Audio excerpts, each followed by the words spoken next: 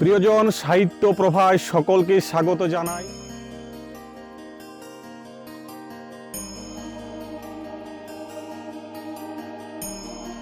আজকে আপনাদেরকে একটি প্রাচীন ঐতিহ্যপূর্ণ এই স্থানটি আপনারা জেনে থাকবেন, শুনে থাকবেন। যদি নাও শুনেছেন, বাঁকুড়া জেলার অন্তর্গত ইনপুট থানার অধীনস্থ সয়েড্ডি গ্রামের বজরংবলী হনুমানজির মন্দির।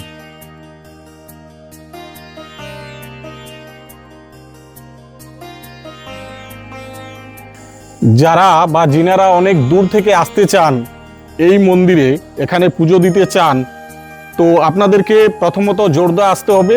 জোরদা থেকে সয়েড্ডি গ্রামের ভিতরে ঢুকে আপনাদেরকে প্রবেশ করতে হবে লেদাপলাশ মৌজা।